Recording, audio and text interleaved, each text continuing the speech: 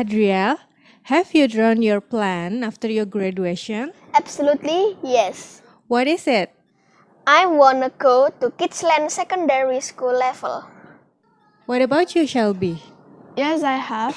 After graduation, I will continue my study at Kidsland Secondary level. Why? I think the teaching method in Kidsland Secondary level will be fun like in primary. There will be possibilities for me to explore the materials without getting bored, and then we will discuss them. Because here is a nice place to learn, grow, and play, and I can be myself here.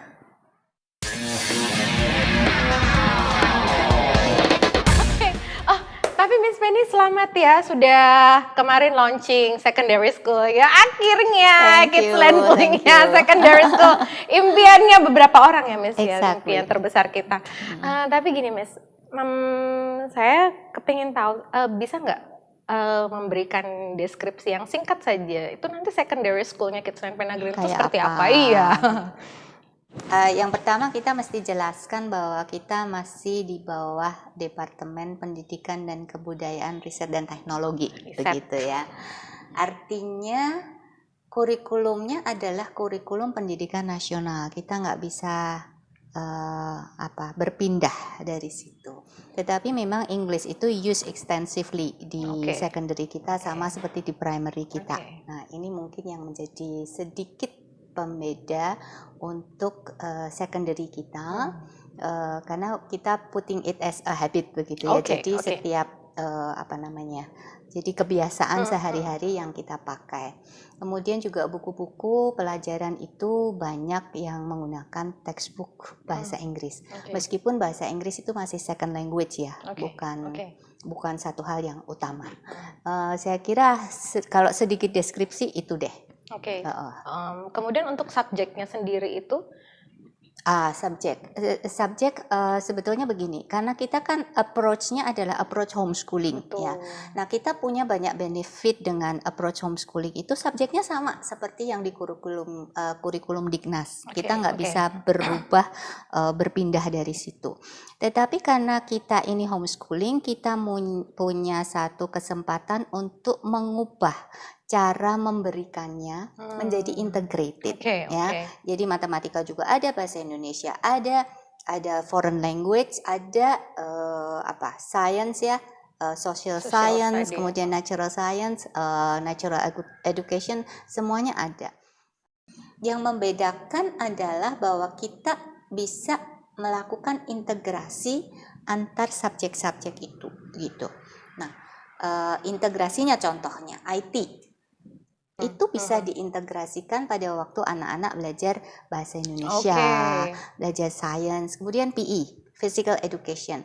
Physical education di tempat kita itu nggak dinilai, tetapi dijadikan satu living attitude. Artinya anak-anak harus berolahraga setiap hari. Jadi bukan seminggu sekali ada pelajaran olahraga, tidak.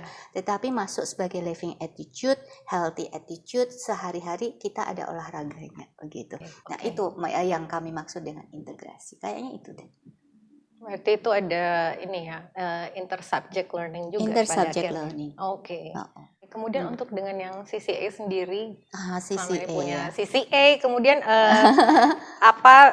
sinkronisasinya dengan subjek, sinkronisasi mungkin akademik, dalam hal nilai-nilai atau ya akademik itu seperti apa? Ya. Kalau primary kita terkenal wushu-nya ya. Kita ada wushu, ada choir, kemudian ada musik untuk CCA-nya. Sebetulnya ini lanjutan aja sih.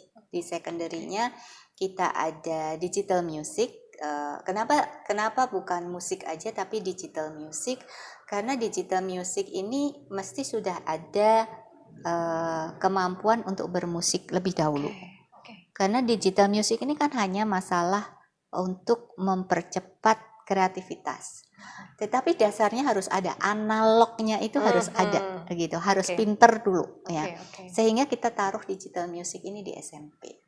Kemudian ada entrepreneurship yang sebetulnya kita sudah mulai entrepreneurship ini dari kelas 3 primary ya, 3 SD begitu. Yang berikutnya lagi, karena ini anak-anak teenagers, udah main game gitu ya. Main game dari SD ya, main game ya anak-anak ya. Mereka diajarin untuk bikin game ya, untuk belajar coding begitu ya, untuk menghadapi sophisticated world yang they will be living in lah, begitu. Kayaknya begitu. Dan itu pasti ada korelasinya dengan akademiknya.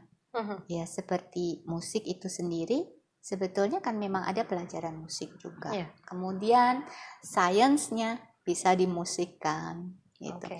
Kalau untuk apa namanya, metode pengajaran dan pembelajarannya sendiri metodenya. Nah, ini karena kita approach-nya homeschooling, sebetulnya kita punya banyak benefit di situ. Kita bisa melakukan segala macam metode. Membaca silabus yang pertama. Kalau dia baca silabus, next week saya harus ketemu dengan mentor nih. Berarti saya punya satu tugas di silabus itu yang perlu saya persiapkan. Sehingga pada waktu di kelas, kerjaan di kelas itu adalah discussion, bukan guru mengajar. Nah, dengan demikian engagement dari anak lebih besar ya. Betul. Engagementnya lebih besar, dominan lah, dominan dalam hal ini. Itu sih. Gitu. Hopefully dengan itu anak-anak enthusiastic belajarnya gitu. Kemudian tidak semua anak itu mampu mengerjakan pekerjaannya sendiri. Artinya dia harus dibimbing lebih. Nah, siapa yang membimbing lebih?